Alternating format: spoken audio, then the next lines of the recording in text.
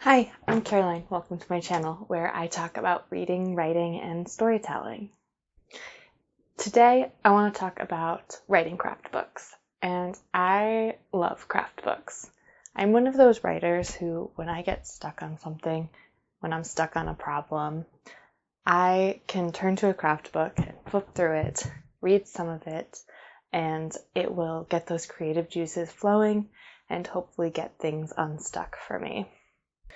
And I'm of the opinion that most craft books say similar things in different ways. And I feel like depending on the person or sometimes even the project, sometimes you just need to hear that same thing in a different way and it'll click. So I really feel like this belief excuses my desire to want all of the craft books, because sometimes I need to read something in a certain way and I get it from one craft book, and sometimes for a different project, another craft book will help me more. But today I have managed to somehow select just 5 books to talk about, at least for today's video. And these are books that I love, and I think that they just don't get enough attention. Because honestly, I feel like I see the same craft books talked about over and over again on authortube. And I'm talking about Save the Cat, Romancing the Beat, 7-Figure Fiction, Story Genius, and the entire Emotion Thesaurus series. And don't get me wrong, I think each and every one of these is a great resource. If you haven't heard of them, or if you want to hear people talk about more, or if you want to hear more about them, there are so many videos on YouTube about all of these books. And you can type in the search bar and I'm sure you'll find what you're looking for. But today, I don't want to talk about those books because I think that there are some books that just don't get enough attention. And I have 5 of them that I want to talk about with you today. Now, the first book that I want to talk about is this beauty, Wonder Book, The Illustrated Guide to Creating Imaginative Fiction by Jeff Vandermeer. In this book, its intended audience is people who are writing speculative fiction. So fantasy, horror, science fiction, dystopian, romantasy, that type of thing.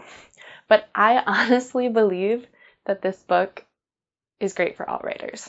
If you're somebody who even enjoys reading fantasy novels or science fiction novels, even if you're not writing one, I would recommend picking up this book.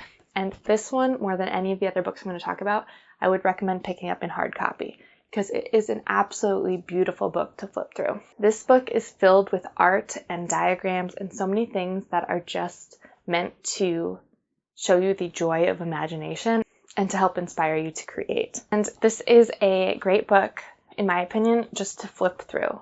But this book is more than just a pretty face. It really does have a lot of good information. And it covers every aspect of writing, from brainstorming to revision. And something that I really do appreciate about this book is that it opens with a section titled Inspiration and the Creative Life. And I think this book, more than any other craft book I've read, talks about how do we get ideas, how do we nurture our creativity, how do we seek inspiration in our lives. I really, really love that section. This book also includes some really, really great special features where they're essays or interviews with different authors where they talk about different aspects of their writing or their writing processes. And I really like that a lot. So for example, there are some essays and interviews from George R. R. Martin and Ursula K. Le Guin in this book.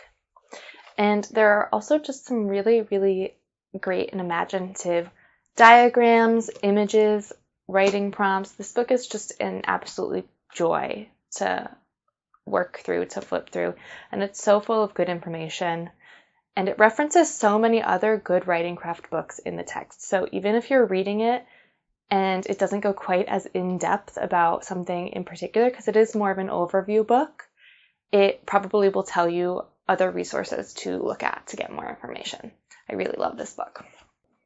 For example, there's this page after they are talking about the hook in a novel, where this is actually the diagram that it is. And you can see it's a fish, and it has prologue, lure, complications, beginning, middle, end, subplots, and it's just so fun. The whole book is full of things like this, where it is just so fun, and I really love it. I highly recommend this Wonder Book. The next book I want to talk about is less of an overview book and more of a book that focuses on one very, very specific thing. And it's something that I think doesn't get enough attention in general when we talk about writing craft. And this book is 8 Steps to Side Characters by Sacha Black. And this book, first of all, it's also very fun to read. Sacha Black has a very fun voice. It's very engaging. It's not dry. I like it a lot. She's very funny. But the reason that I really like this is that I think often we don't pay enough attention to our side characters. And me personally, I'm somebody who, when I was in high school, I read a lot of fan fiction, and something about fan fiction is I feel like so many of the side characters that people fall in love with end up with their own stories in fan fiction. And as a writer, I want people to feel strongly enough about my side characters to maybe think about their stories in more depth. And I think that this book is a great resource for anybody who is also thinking about that. This book goes into a ton of things about character in general and side characters in particular. It talks about character arcs, it talks about character voice, and then the part of this book that I think is the most useful is it talks about how do you distinguish your side characters from each other. I think it is so easy in books to have a group of side characters where one or more of them kind of blend into each other, and it's really hard for the reader mentally to remember, oh, this person is this character, and this other side character is this character. And there's a section in this book where she talks about something she calls anchoring.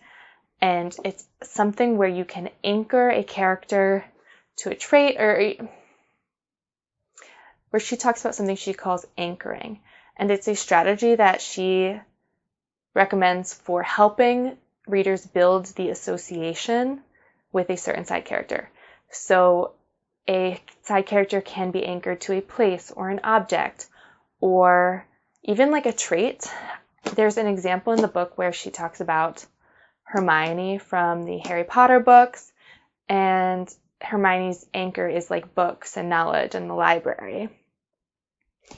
And I think there's a lot of examples when you actually think about that and you think about side characters that work well in books. And when you think about side characters that work well in books, you can kind of see what the author may be anchoring them to. So I love that. And it also goes into character archetypes that work well for side characters, which I think can be really, really useful as well.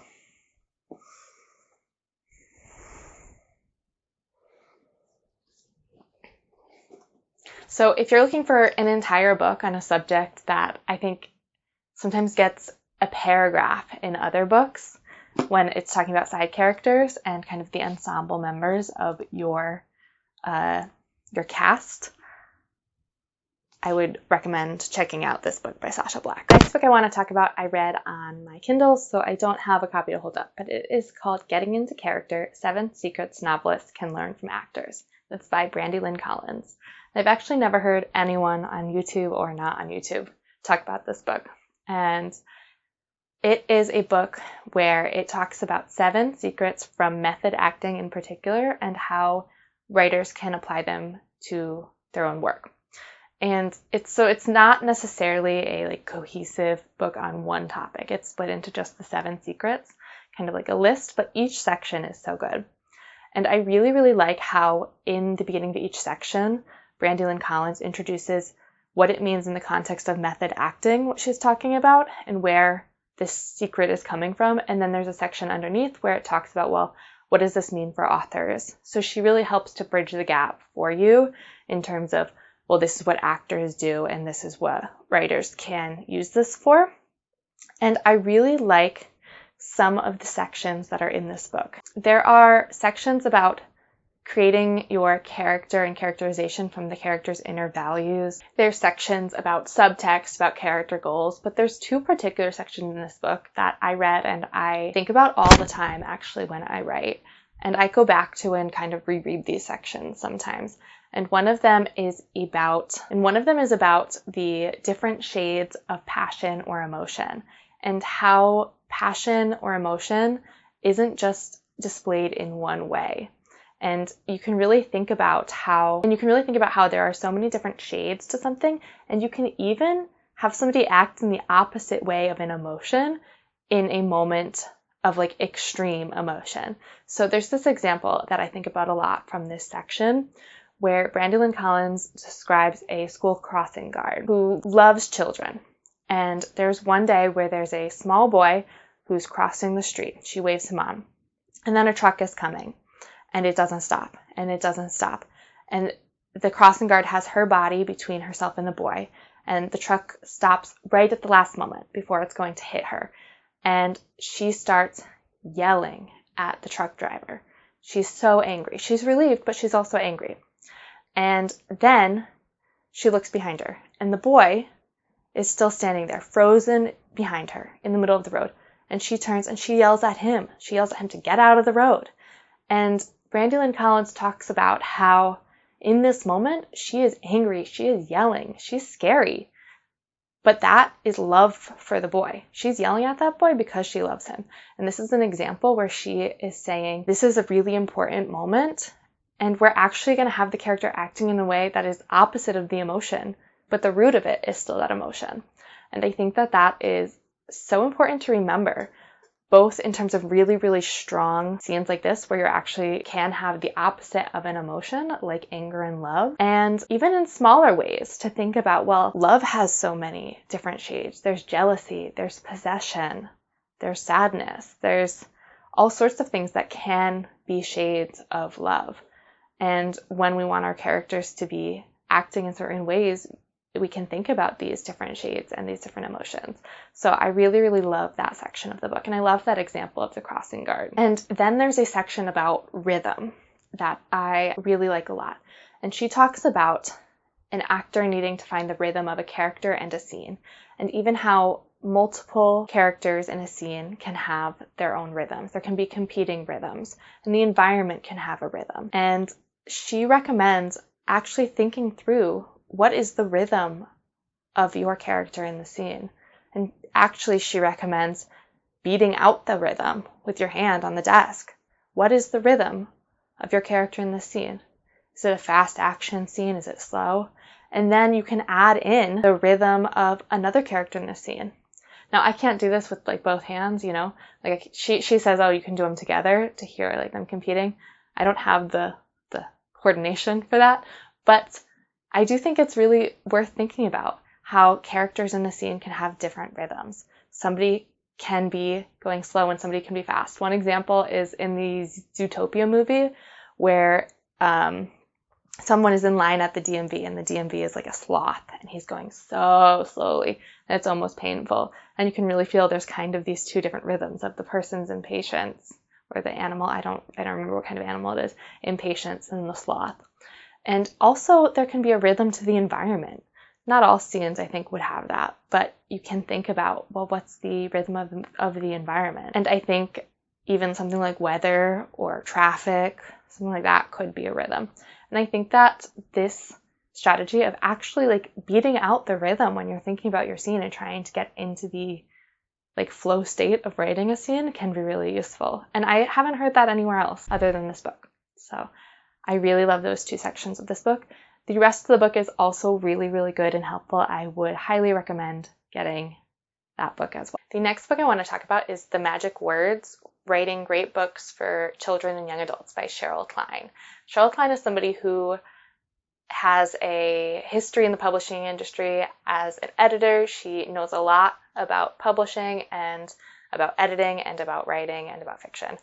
And this book, even though it says specifically for children and young adults, because she was working in like children's publishing, I think this book is great for writers of all genres. Yes, the examples are going to be from children's and young adult books, but I think that the overall strategies, the overall information, and a lot of the exercises and tips in this book are helpful for writers of any genre. I really do. And this is a book that, again, is a great overview book. It talks about so many aspects of the writing process, from outlining, from drafting, to revising, to brainstorming.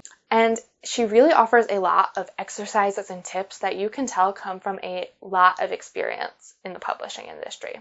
Two of my favorite exercises in this book that I've read this book years ago now, but two of the strategies that I come back to is there's a brainstorming exercise that she talks about where it's if you have a fictional problem, and in the exercise she gives you like a fictional problem to work with, but if you have a fictional problem, to make a list of 20 possible solutions for it. And you can't stop early. You have to come up with 20 possible answers to the problem. And I think that that's actually so simple, but it's been really helpful to me because sometimes you have to push past what you think, oh, that's a good enough answer, and you actually get something that is better. And she also talks about the strategy of book maps in editing, which is just a way to summarize, almost like reverse outline a book, like summarize the details of each scene and why it's important and what it's doing for you. And her way of explaining book maps is so clear and so helpful, and I think it's really valuable. And the last book I want to talk about is The Scene Trope Solution by Michelle Pennington. And this is the newer book. I think it came out maybe last year.